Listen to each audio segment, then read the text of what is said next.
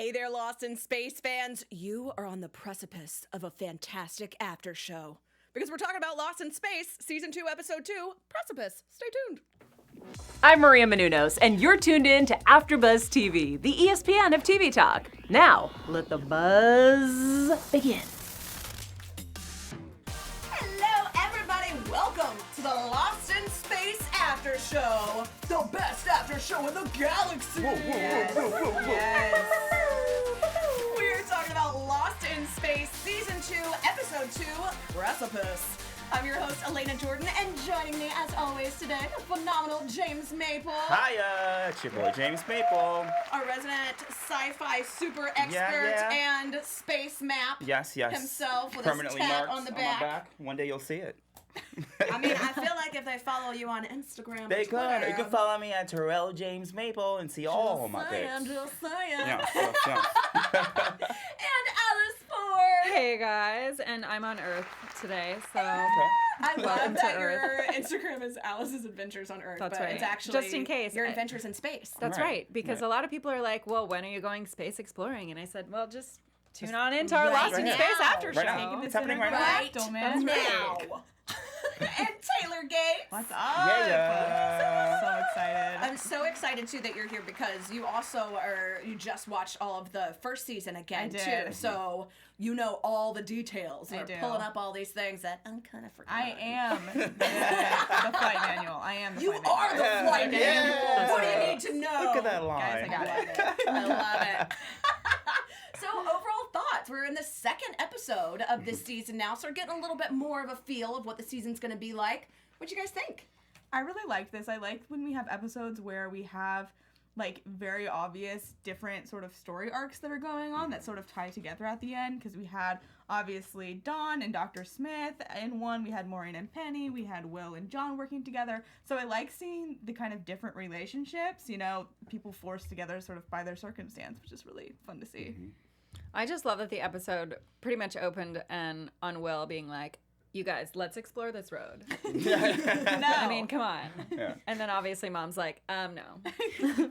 And then Absolutely not. there was a lot of danger and turmoil that happened, and I loved it all. Yeah. Danger. Yeah, I agree. I'm happy that we're finally getting to see like the physics of the actual environment of the planet now. I feel like, you know, being on the ship, it was very localized to just the ship itself. So now I feel like we're starting to explore like what's going on? Is this water? What's this with this algae? So I'm happy to see like we're finally digging into like the environment of the planet itself. Yeah. I'm really excited for that. And we're seeing more and more of why this planet is so sketchy. Yeah. Right before we GTFO. Peace out, guys. Good call, everybody. But yeah, so this picks up directly from the last episode where we have this waterfall. They're stuck on the edge. I'm on the edge. Just cuz. And they have this weird metal thing underneath, and they're like, you know what? We're just not even going to worry about that. Let's not think about it. Let's not worry about it. We already have our own things to deal with. Forget about this. But because it's a show, we know that they would not introduce this and never come back to it. So they have this idea first to use a kite.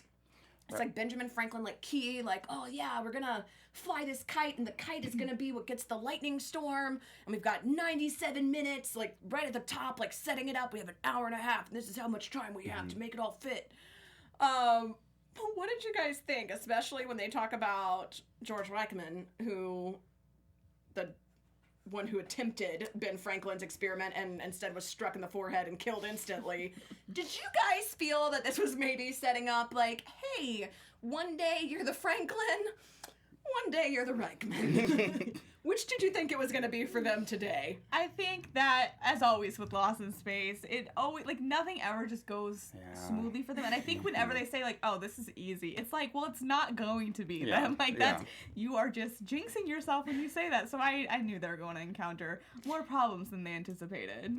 Yeah, I didn't think it was going to go well either. Obviously it didn't. Yeah. Yeah. Yeah, I agree. I just when they set the plan forth and they were like, oh man, we got this. They put a little kite up in the air, get a little electricity, boom boom, yeah, off the planet. I was like, girl, please, that ain't gonna happen. Get out of here with that mess. I do love it. Yeah, anytime they're like, oh, this is so easy. And I'm like, you have been stuck on this planet for 7 months. Literally. It clearly was not that easy. But anyway, but yeah, so this one they're talking about how they're gonna do this whole whole kite plan, but the problem is that while they're in the middle of getting all of this stuff all set, Penny, of course, is tasked with the dummy duty, as she keeps saying, where she and Dawn go to get rid of all the kelp that's on the side of the building. Right. Which is like, okay, I too would be like, everyone else gets to do cool stuff, and I have to go help this man clear off plants? Like, that's my space mission, Mom? Really? But it turns out poor Penny can't even handle that, because I mean that's a mean way to put it. It's like, this was not her fault. She was doing her best. But it's not inaccurate. Yeah, true. She's like, I got the dummy job, and I'm like, you're also the only one who was washed off of a freaking waterfall. Yeah. Granted, Mom dove right in after you. I was like, what was your plan, Maureen? Waterfalls. Oh, yeah. She went chasing waterfalls. And TLC specifically told us not to do that. You guys were warned. Yeah, you guys were warned. From the And I mid-90s, we take knew that all was a of bad my idea. advice from Lisa Left Eye Lopez. Yes, rest As in you peace. should. Always. She's out in space. Yes. Yeah. I like it. I like it. Burning people's house down in space. I Mm. love it. But yes. So this kelp turns out that it's actually this horrible thing that can put you in anaphylactic shock and, basically kill you. So Dawn is rushed off to the emergency area with Judy, where then we have literally this split where Mom and Penny have been shoved off a waterfall. I kind of like, though, that they set this up, going back with what you're saying, the situations that create this. They needed to have this conversation, Yeah. and it would have never happened otherwise. Yeah. Yeah. But what did you guys think about this whole thing? Because I'll be honest, when I first see Dad going up for the big thing, and then it, knocks the thing off, I'm like, okay, but you have a ladder now. Right. Yeah. You have a ladder, Fell, yeah. so why? My first thought is okay, you need to go up, ladder. That's my thinking too. Boom, boom, boom. You just go up, and you're there. Am I smarter than Maureen right now? I don't think that's supposed to happen. So I think that's the only time that I was like, but you have pieces of a ladder Right. here. Just- Why is this your last resort? You just go. That's how that happens. You just go. I thought that the scene needed to happen because of what you said, Taylor. Given the dynamic between mother and daughter, they were literally forced to have a conversation about their dynamic between each other. And then moreover, it was a great throwback to what you mentioned before about the diary that was stolen and published. And then she called her mom out and was like, did you read it? And she's like, well, your writing is developing. I'm like, girl, you lie. You ain't read that. So I thought that scene needed to happen so you can really see that the dynamic between the two of them. And I love how kind of messy it ended up, because part of it's okay, I feel like they kind of put a band-aid on the relationship after that scene. Because she's like, I'm totally gonna read it when we get back up there. And I'm like, okay, she's trying, but also Penny's still salty at her. I like how it's sort of it's not tied up in a neat bow. Yeah. And we saw it kind of open-ended, in terms of where those two are headed, in terms of if they're gonna patch up their mother-daughter relationship. Well, and I think it's gonna be throughout the whole season, because Yeah. I know at that age I was a little salty, with my parents. Yeah. salty like the And- ocean, and they're trying to get back up. Yeah, and it took me a couple years to be like, oh, I was kind of a brat. Yeah, it definitely took me growing up a lot to realize, oh yeah, what you guys had to do was a lot harder. I just existed. You had to keep me going to Right. things. But yeah, I like that they do have this whole conversation. The only thing though was when it boils down to this big moment where they're finally in the chariot. They're like, oh, we're still gonna try our original plan. We're just gonna have the conductor cable. It's metal, so we'll be able to use it as a Faraday cage. We'll be safe inside, but we'll still be able to power and get off this planet. Which is okay, cool. But in your moments, you're sitting there and the doors aren't closing and you think you're gonna die. Yeah. Your potential last words to your daughter are, I didn't read your book. Mom! What? Where is the love?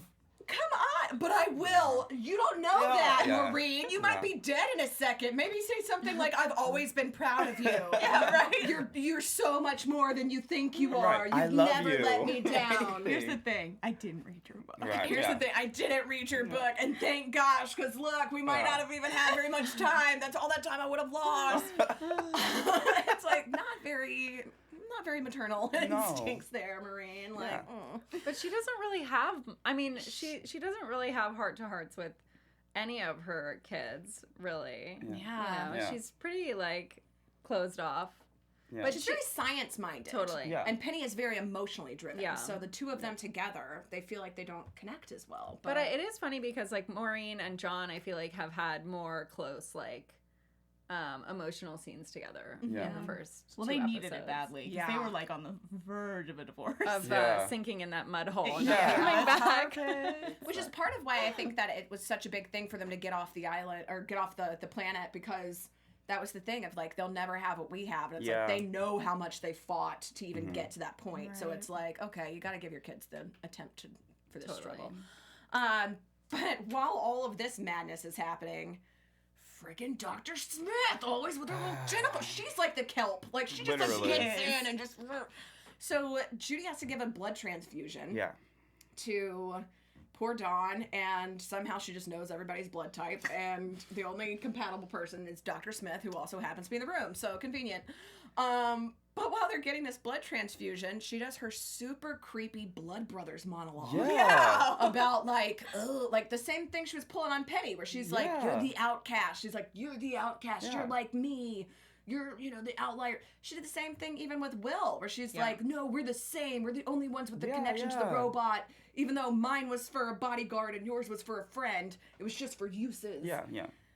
I mean, The only person that she, or people that she hasn't gotten underneath their skin in this episode is Judy and John. Yeah. Yeah. Because they just are not going to have it. Like, they're both the ones that were like, lock her up, throw her out, we don't care. I do think that she's gonna try to get with Judy, or like under Judy's skin, because she's like, Dad, I can handle more, and I think that she's feeling like they don't really like they're underestimating her. So I think that's gonna be Dr. Smith's in with her. You know what I do love about this character, though? One, Parker Posey plays her phenomenal. Yeah, she does. But it is interesting that you point out the one person she hasn't gone after is John. Whereas most of these things, if you have a female villain, they use their sexuality as a weapon, and that's the main first thing that they go for. And this show is like, no. It's her brain, her manipulation. It's not her body that she's using. That's a good point. So I think that is really pretty groundbreaking in this show without it even being overt.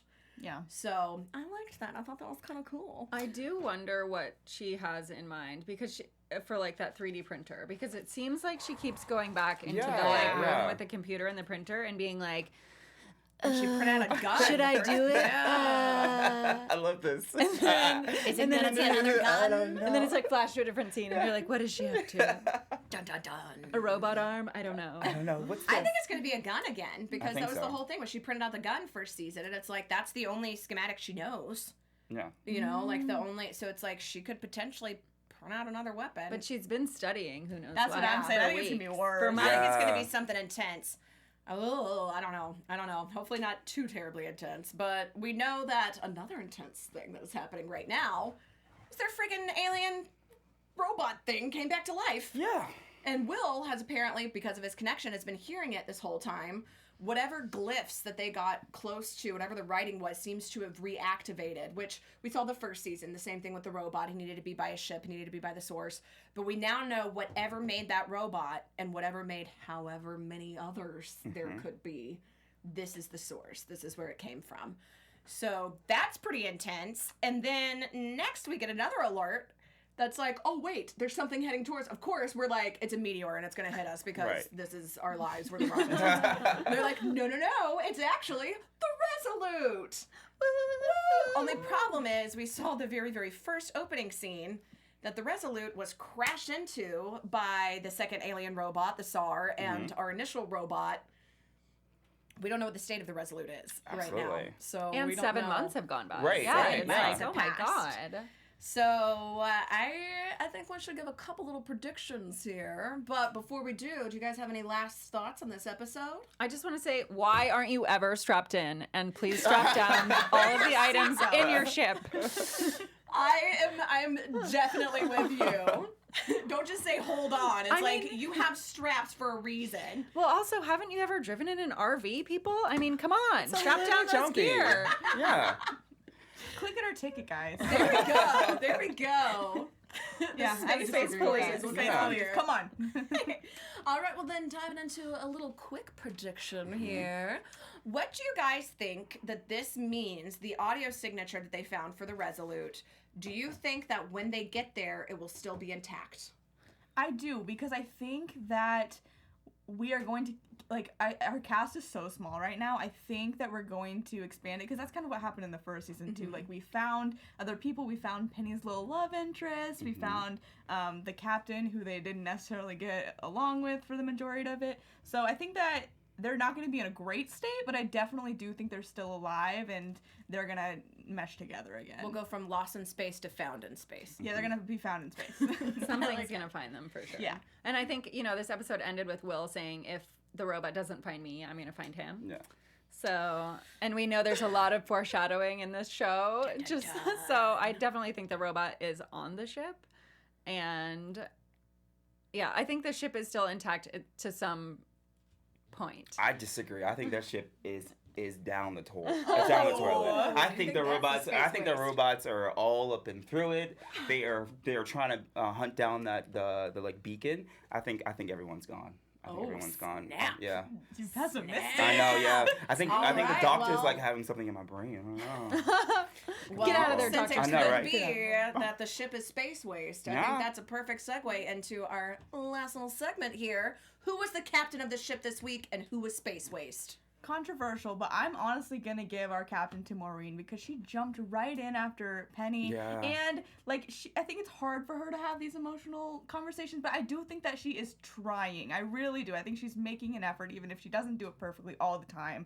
And for our space waste, Judy, my girl, why are you leaving Dr. Smith and Dawn alone? You should definitely be Seriously. overseeing that blood transfusion. Mhm. That was just not. I know Yeah. you're trying to help, but you need to stay in the little doctor's bay. Yeah. Yeah, I think I'm going to have to agree with you on both of those because, yeah, Maureen definitely had a lot of great ideas, which weren't really her ideas. She was like, oh my God, honey, you came up with that idea. Great. Not really. And, yeah, Dr. Smith and Judy, I don't know, those two.